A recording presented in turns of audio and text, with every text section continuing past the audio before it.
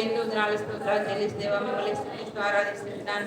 మా ప్రేమల మా తండ్రి ఈ దినం తండ్రి మరి ప్రభావ పిల్ల మధ్యలో వాక్యాన్ని మీరే బోధిస్తామని ప్రార్థిస్తున్నాను. నన్ను ఖాళీ చేయండి ప్రభావ, నా మాటలు ఏమాత్రం లేకుండా తండ్రి మీరే నాతో మాట్లాడుతున్నామని ప్రార్థిస్తున్నాను. పరిశుద్ధాత్మగడిలను నేర్పునన్నట్టు తండ్రి మీరే నాతో మాట్లాడుతారండి. పిల్లలకి మీరే దర్శిస్తున్నామని ప్రార్థిస్తున్నాను.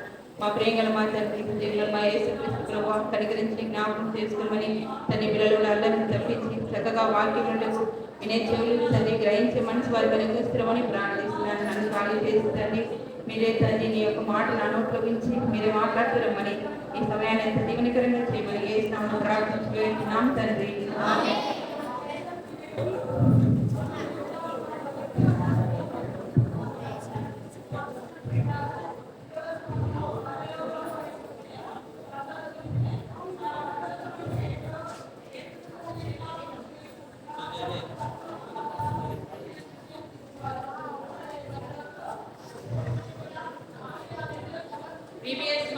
ఎన్నో రోజుమా ఫస్ట్ కదా, ఫస్ట్ బీబీఎస్ అందరికీ ఇష్టమే కదా, అందరు బాగున్నారా పిల్లలు? మనకి ఈరోజు ఫస్ట్ లెసన్ పేరు ఏంటంటే అద్భుత లేఖలు. ఏం పేరు? లేఖ అంటే ఏంటి? Very good. లేఖ అంటే ఉత్తరం అన్నమాట. ఇక్కడ ఆఫ్రికా దేశంలో ఒక అబ్బాయి ఉన్నాడు. అబ్బాయి పేరు ఆండ్రూ. ఏం పేరు? మీరు ముందు వింటే కదా చక్కగా చెప్తాను మళ్ళీ జవాబు. ఆండ్రూ అనే అబ్బాయి ఉన్నాడు. ఆ అబ్బాయిలో మీలాగా యవనస్తులు అనమాట. ఆ పిల్లోడు చాలా బాగా పరిగెత్తేవాడు, చాలా బాగా పరిగెత్తేవాడు. అందుకని ఆఫ్రికా దేశంలో అబ్బాయికి ఏమి ఇచ్చినారంటే ఉత్తరాలు అందించేది ఒక ఉద్యోగం అనేది ఇస్తూ వచ్చినారనమాట. ఆ అబ్బాయి ఏం చేస్తారంటే సరే బాగా పరిగెత్తడని ఆ అబ్బాయికి ఆ ఉద్యోగం ఇచ్చినారట. అక్కడ ఏం చేస్తారంటే ఆఫ్రికా దేశంలో లెటర్లు ఇవ్వాలంటే ఒక చోటు నుంచి ఇంకో చోటికి పోవాలంటే ఒక అడవి దాటి వెళ్ళాలన్నమాట. అడవిలో ఏమేమి ఉంటాయమ్మా? అన్నీ ఉంటాయి కదా. జింకలు ఏం కాదు, సింహాలు వింటాయి మన మీదకి వచ్చి మనల్ని తింటాయన్నమాట. ఈ అబ్బాయి ఎవరంటే అనే అబ్బాయి వచ్చేసి ఒక క్రైస్తవ బాలుడు. ఎవరి అబ్బాయి? క్రైస్తవ బాలుడు. క్రైస్తవ బాలుడు అంటే యేసుప్రభు నమ్మిన బిడ్డ కదా, అందరికి తెలుసు కదా. మనం కూడా క్రైస్తవులము, యేసుప్రభుని నమ్మిన వాడు. ఈ అబ్బాయి కూడా యేసుప్రభు నమ్మినాడు కాబట్టి చాలా ధైర్యంగా ఉండేవాడు. అక్కడ అడవి దాటి వెళ్ళాలి కదా, అడవి దాటి వెళ్ళాలంటే చాలా మందికి భయం కదా, సింహాలు ఉంటాయి. అట్లా ఈ అబ్బాయి దేవుడే నాకు సహాయం చేస్తాడని చెప్పేసి ధైర్యంగా వెళ్ళేవాడు అన్నమాట.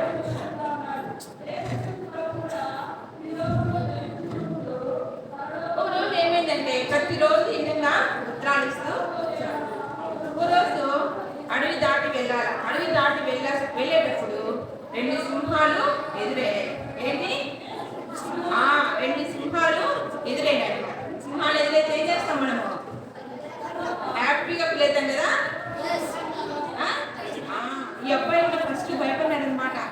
సింహాలు 2 ఎదురైతే అవి ఏమంటాయి? గర్తిస్తూ ఉన్నాయి. కొన్ని చూసి చాలా భయపడిపోయినాడు. వెంటనే ఏం చేస్తున్నాడు? ఎవరి అబ్బాయి? క్రైస్తవుడు కదా, దేవుడు నమ్మిన బిడ్డ కాబట్టి ఏం చేస్తున్నాడంటే వెంటనే ప్రార్థన చేస్తూ వచ్చాడు. ప్రార్థన చేస్తానే అప్పటికి పైనకి కొంచెము ధైర్యం వచ్చేసింది. ఇప్పుడు బయట కూడా సింహాల గోళ్ళ నుంచి రక్షించాడు. ఎవరి పేరు తెలుసా? Very good. దానియేలును కూడా దేవుడు సింహాల మధ్యలో వేసినప్పుడు రక్షించినాడు కదా. ఆ విధంగా ఈ అబ్బాయి కూడా ఏం చేసినాడంటే ఆ సింహాలకు ప్రార్థన చేసినప్పుడు అవి నోరు మూయించినాడు దేవుడు. వెంటనే ఈ అబ్బాయి మళ్ళీ వెంట పరిగెత్తపోయి దేవుడు లెటర్లు వాళ్ళకి ఇచ్చేస్తూ వచ్చినాడనమాట. ఈరోజు లెసన్ ఏం చెప్పినా అద్భుత ఫస్ట్ లెసన్ అద్భుత లేఖ. లెటర్లు అంటే మనకు కూడా చాలా ఇష్టం కదా, అవునా కదా? ఇప్పుడు రాలేదండి, ముందు కాలంలో అయితే లెటర్లు వచ్చేది. లెటర్లు వస్తానే ఏమైందో ఏమో, ఏం చదువుతామన్నమాట. ఆ విధంగా అప్పుడైతే మనకు తపాలా ఆఫీస్ కూడా ఉండేది కాదంట ఆ దేశంలో అప్పుడు. తర్వాత ఈ లెటర్లు వచ్చిన తర్వాత ఏం చేస్తున్నారంటే దేని మీద పంపించాలంటే అప్పుడు లెటర్లు వాళ్ళకి గాడిదల మీద, తర్వాత వచ్చేసి ఒంటెల మీద, ఒంటెల మీద, తర్వాత వచ్చేసి అట్లా వాళ్ళు పంపిస్తూ వచ్చేవారు అనమాట కాలి నడక ద్వారా. ఇప్పుడు ఆమె కదా బాగా పరిగెత్తాడని ఆ అబ్బాయికి పరిగెత్తుంటే పోయి లెటర్లు ఇస్తారని ఆ విధంగా వాళ్ళు నడిచేవారు. ఇప్పుడైతే మనకి ఏమున్నాయమ్మా, బస్సులు ఉన్నాయి, రైళ్లు ఉన్నాయి కదా, పైన పోయే విమానాలు ఉన్నాయి, నీటి మీద పోయే ఓడలు కూడా ఉన్నాయి. ఇప్పుడు లెటర్లు మనకి ఆ విధంగా వచ్చేదన్నమాట. తర్వాత వచ్చేసి దేవుడు కూడా మనకు కొన్ని లెటర్లు రాసినాడు. దేవుడు కూడా మనకు కొన్ని లెటర్లు రాసినాడు. అవి ఎట్లా వచ్చినాయి, ఎవరి ద్వారా వచ్చినాయి అంటే ఎట్లా వచ్చినాయి మనకి లెటర్లు? మన లెటర్ ఏంటి? మన లెటర్ ఏంటి మనకంటే మన పరిశుద్ధ గ్రంథమే. ఈ పరిశుద్ధ గ్రంథం అన్నమాట. ఈ లెటర్లు ఎవరి ద్వారా రాస్తున్నారంటే దేవుడు తనకు శిష్యుల ద్వారా రాయిస్తూ వచ్చినాడు. అంటే ఏం చేసినాడంటే దేవుడు ఆయన వాళ్ళ సొంతంగా రాయలేదన్నమాట. వాళ్ళ సొంతంగా ఎవరు లెటరు రాయలేదు.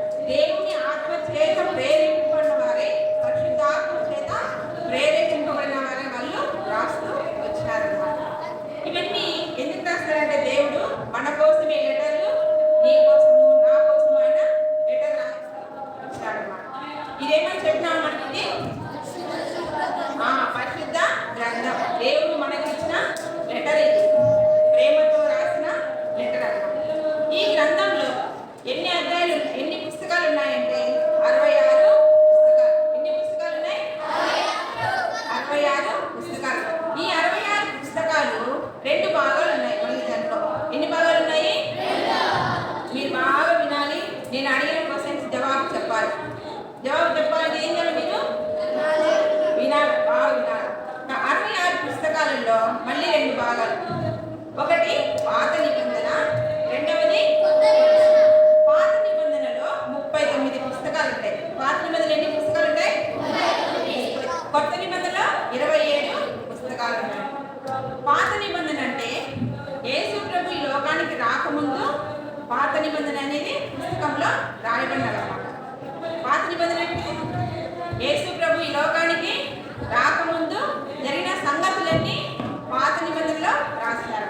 కొత్త నిబంధనలో 29 పుస్తకాల్లో యేసు ప్రభు ఈ లోకానికి వచ్చిన తర్వాత జరిగిన సంగతులన్నీ ఏ నిబంధనలో రాస్తారు? కొత్త నిబంధనలో రాస్తూ వచ్చినారన్నమాట.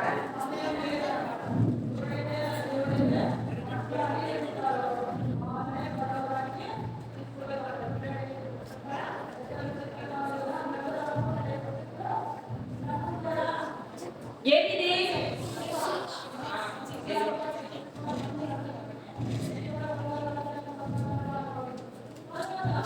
ఈ కొత్త నిబంధనలోని పుస్తకాలు ఎన్ని చెప్పినాను? 29. 29లో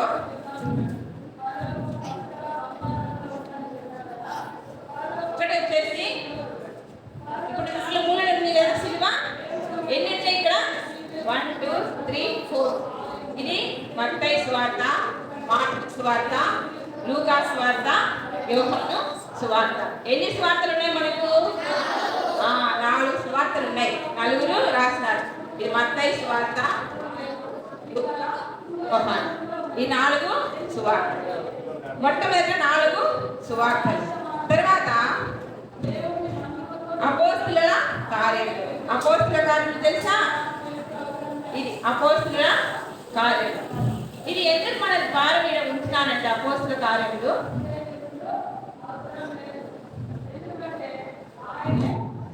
ఐదవది అపోస్తుల కార్యం. అపోస్తుల కార్యం అంటే ఇవి మత్తయి సువార్త, మార్కు, లూకా, యోహాను సువార్తలో యేసు ప్రభు పుట్టినది, ఆయన జీవితము ఎలా ఉంది అనేది మాత్రము రాస్తూ వచ్చినారు. ఎవరు? 4. ఎవరో రాసినారు? మత్తయి, మార్కు, లూకా, యోహాను. ఇవి కొత్త నిబంధనల ఫస్ట్ 4 అధ్యాయాలు అన్నమాట. ఈ 4 అధ్యాయాలు. తర్వాత 5వ అధ్యాయము అపోస్తుల కార్యములు. అపోస్తుల కార్యములో ఎవరు రాస్తారంటే యేసు ప్రభు మరణించి సమాధి చేయబడి తిరిగి లేచిన తర్వాత ఏమేమి జరిగినాయి అనేది కొంతమంది శిష్యులు వాళ్ళు కూడా రాస్తూ వస్తున్నారు. అంటే అపోస్తుల కార్యములు యూదులకు మాత్రమే కాదు, అంటే ఈ యొక్క ద్వారం అన్నమాట. అపోస్తుల కార్యములు అంటే ఒక ద్వారం, అంటే యేసు నమ్ముకోవడానికి ఒక ద్వారం లాంటిది అన్నమాట. దీనిని అపోస్తుల కార్యం అంటారు. యేసు ప్రభు యూదులకు మాత్రమే దేవుడు కాదు, అన్ని జనులకు కూడా దేవుడు అని ఇది ఏది అపోస్తుల కార్యములు ఏమని సూచిస్తుంది చెప్పండి. దేవుడు యూదులకు మాత్రమే దేవుడు కాదు, అన్ని జనులకు కూడా దేవుడు అని మనకి ఇది సూచిస్తున్నారు. ఇది మనకు ద్వారం అన్నమాట, ద్వారం లాంటిది. ఎటువంటిది? ద్వారము లాంటిది అన్నమాట. వీళ్ళు శిష్యులు ఏం చేస్తున్నారంటే శిష్యులంతా సువార్తను ప్రకటిస్తూ వచ్చినారు. ఎవరెవరు? పేతురు, యాకోబు, యోహాను. ఈ అధ్యాయంలో ఏమేమి జరుగుతుందంటే అపోస్తల కార్యంలో పౌలు కూడా అక్కడ ఆ అధ్యాయంలో అందరికీ సువార్త ప్రకటిస్తూ దేవుడు యూదులకు మాత్రమే కాదు అన్యజనులకు కూడా దేవుడిని ప్రకటిస్తూ యేసు ప్రభువుని గురించి ప్రకటిస్తూ వచ్చేవారన్నమాట. అందులో ఇలా దీంట్లో చాలా ఆశ్చర్యకరమైన సంగతులు కూడా పౌలు రాస్తూ వస్తారు. ఆయన గురించి మనము ఆయన జీవితం గురించి కూడా తెలుసుకుంటూ వస్తాం అన్నమాట. తర్వాత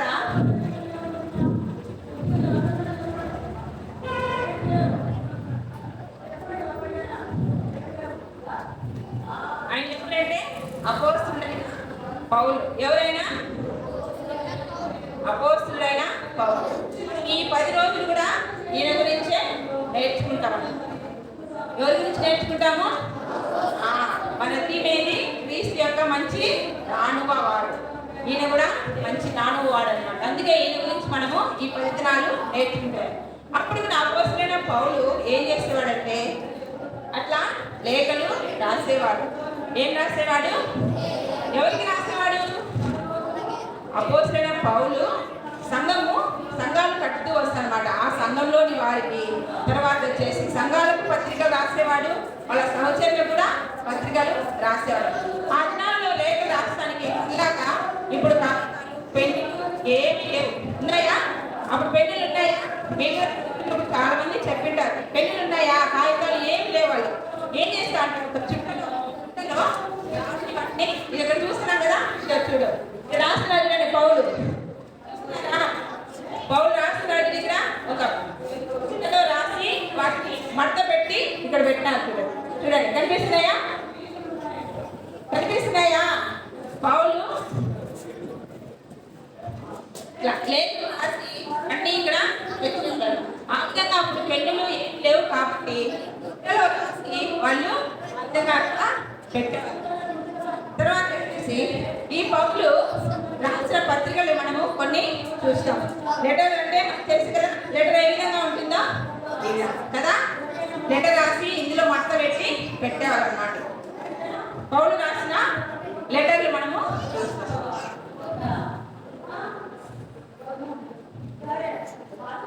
పౌలు రాసిన పత్రిక ఫస్ట్ రోమా. ఏది? ఇక్కడ మీకు మొత్తం 5 వచ్చినాయి. 5 పత్రికలు ఉన్నాయి. మత్తయి, మార్కు, లూకా, యోహాను.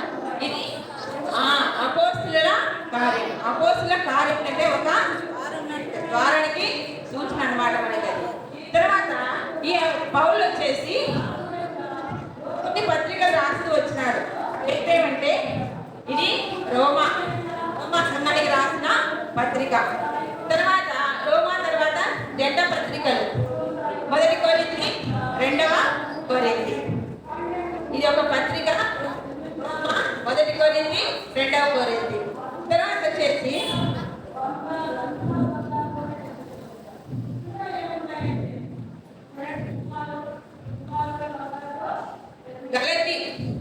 గలతీలకు ఉంది కదా, గలతీలకు. తర్వాత ఎఫెసీలకు, ఫిలిప్పీలకు, కొలస్సీ. పౌలు రాసిన పత్రికలు ఏమేంటి? మళ్ళీ రోమీలకు, మొదటి కొరింథీ, రెండవ కొరింథీ జంట పత్రికలు. గలతీ, ఎఫెసీలకు, ఫిలిప్పీలకు, కొలస్సీ.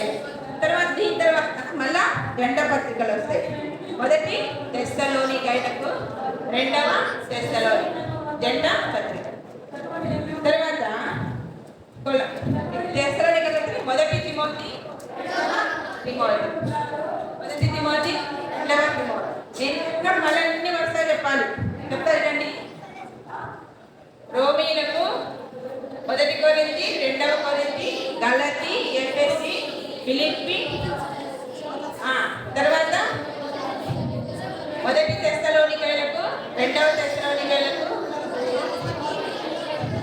తర్వాత వచ్చేసి మొదటి తిమోతి, రెండవ తీతుకు, ఫిలోమోనుకు, హెబ్రీలు. మొత్తం ఎన్నినాయి ఇచ్చినారా? ఎన్నినాయి మొత్తము? 4 పత్రికలు. ఎన్ని పత్రికలు? 14 పత్రికలు. తను కట్టిన సంఘాలకు, తన సహచరులకు రాస్తూ వచ్చాడు. మళ్ళీ ఒకసారి అన్ని గుర్తు చేసుకుందామా? గుర్తు చేసుకుందామా?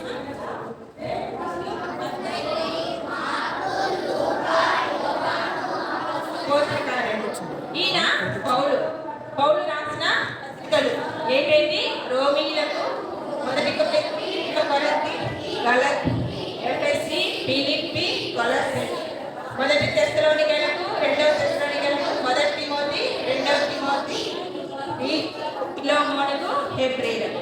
మొత్తం ఎన్ని పత్రికలు? Very good. 14 పత్రికలు అపోస్తలుడైన పౌలు రాస్తూ వచ్చినారన్నమాట.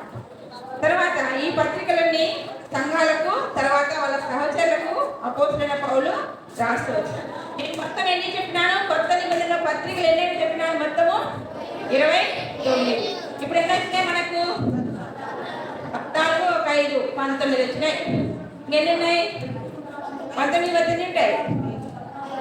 8 కదా ఉండేది, 27 కదా, 8 ఉంటాయి కదా. ఈ తర్వాత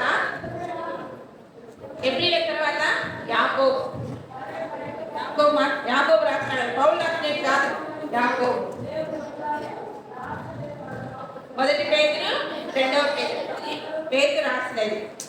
తర్వాత మొదటి యోహాను, రెండవ యోహాను, మూడవ యోహాను. ఇటు 3. మొదటి యోహాను, రెండవ యోహాను, మూడవ. అది ఎవరు రాస్తున్నారంటే యోహాను రాస్తారు. యోహాను ఈ 3 పత్రికలే కాకుండా యోహాను సువార్త అని చెప్పినాను కదా, అది కూడా యోహాను రాసినది అన్నమాట. తర్వాత మనకి లాస్ట్ ఇంకొకటి రావాలి. ఏది రావాలి? ప్రకటన గ్రంథం రావాలి కదా, యూదా రావాలి. యూదా లేదు.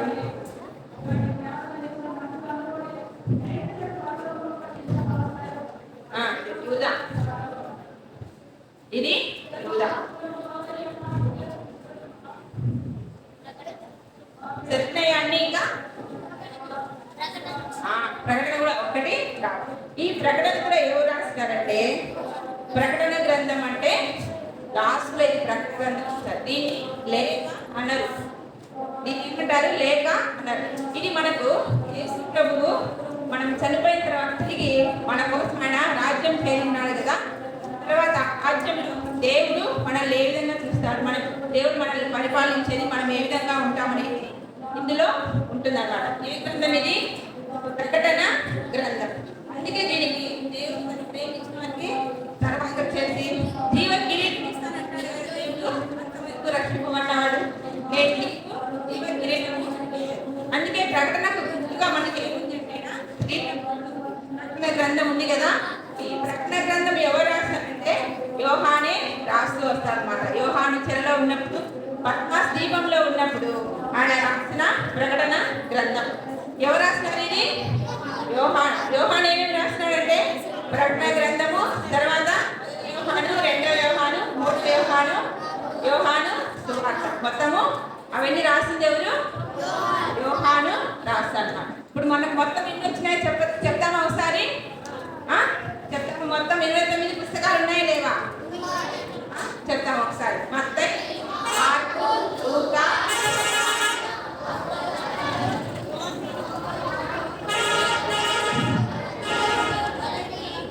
ఎఫెసీ, ఫిలిప్పీ, కొలస్సీ,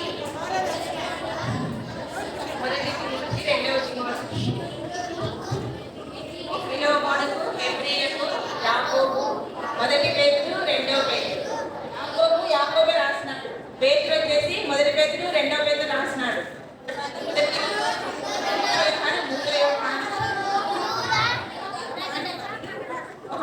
మూడు యోహాను, తర్వాత ప్రకటన గ్రంథము రాస్తారన్నమాట. దేవుడిని సేవించిన వారికి దేవుడు ఎట్టి బహుమానాలు ఇస్తుందో, దేవుడు ఏ విధంగా పరిపాలిస్తుంది అంతా కలిపి ఏంటంటే ఇది ప్రకటన గ్రంథం అన్నమాట. తర్వాత పౌలు మన లెసను పౌలు అన్నమాట. పౌలు రాసిన పత్రికలు ఎన్ని చెప్పిన మొత్తము 14 పత్రికలు. పౌలు మొదట ఎటువంటి వాడంటే దేవుని ప్రజలను హింసించేవాడనమాట. దేవుని ప్రజలంటే వాళ్ళని చంపడమే ఆయనకి జీవనాధారంగా పెట్టుకున్నవాడు. అటువంటి పౌలు దేవుని చేత దమస్కు మార్గంలో దేవుని చేత అతడు రక్షింపబడ్డాడనమాట. కాబట్టి తర్వాత రక్షింపబడిన తర్వాతనే పేతురు అపోస్తలుడైన సౌలు రాసిన పత్రికలు అన్నమాట. ఇవన్నీ 14 మొత్తము 14 పత్రికలు అన్నమాట.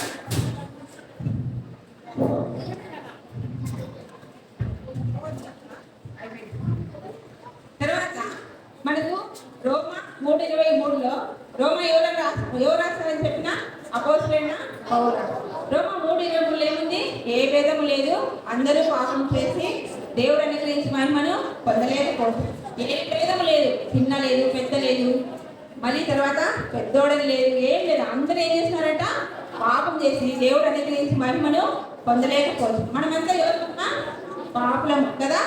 దేవుడు మనము పాపులం కాబట్టి మన కోసము అపోస్తలుడైన పౌలు కూడా గుర్తించినాడు అనమాట. నేను కూడా పాపులని గుర్తించి ఆయన పత్రిక రాస్తూ వచ్చినాడు అనమాట. కాబట్టి పాపులని మన కోసం ఎవరు వచ్చినారు ఈ లోకానికి? యేసు ప్రభువు ఈ లోకానికి వచ్చినాడు.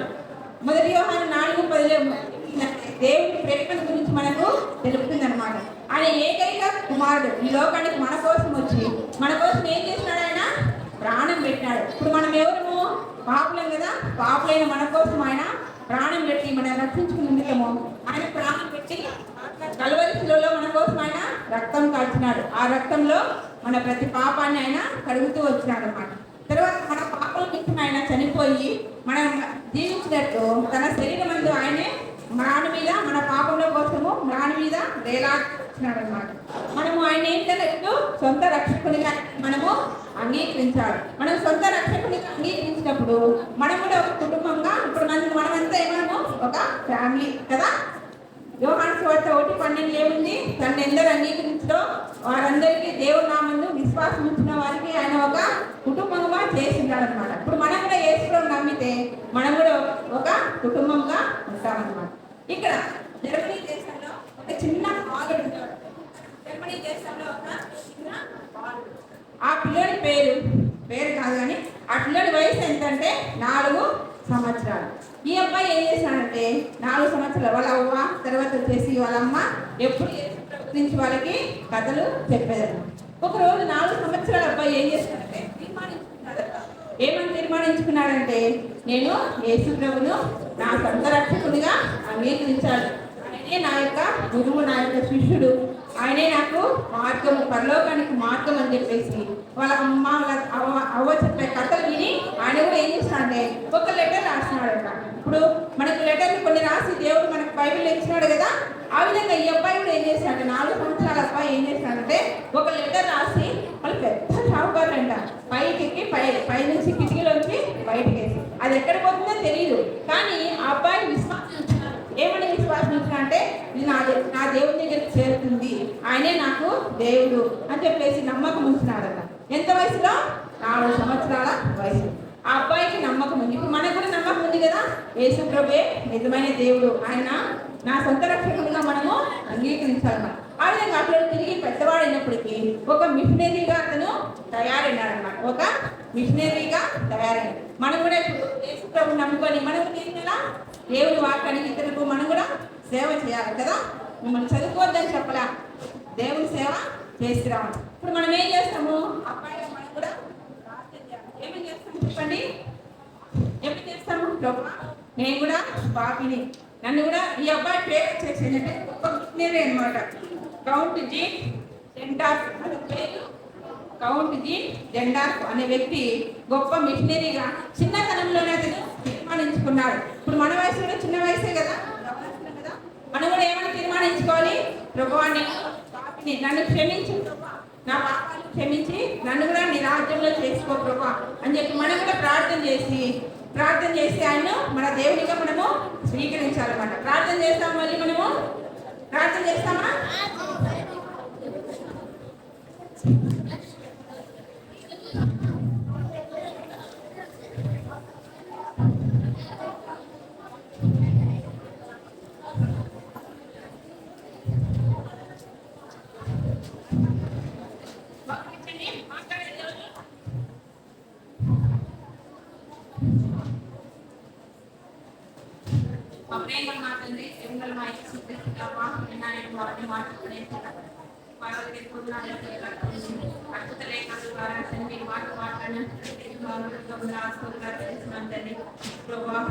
ప్రేమించి మాకు కూడా మీరు రాసిందండి. మరి ప్రభావ ఉంచినందుకే మీకు ఎంతో స్తోత్రాలు చెల్లిస్తున్నాను. మీ పరిశుద్ధ గ్రంథంలో తండ్రి మీరు మానవిత్తము తండ్రి మీరు చేసిన గొప్ప ఖైదాన్ని బట్టి కూడా ఉన్నాను స్తోత్రాలు చెల్లిస్తున్నాను తండ్రి.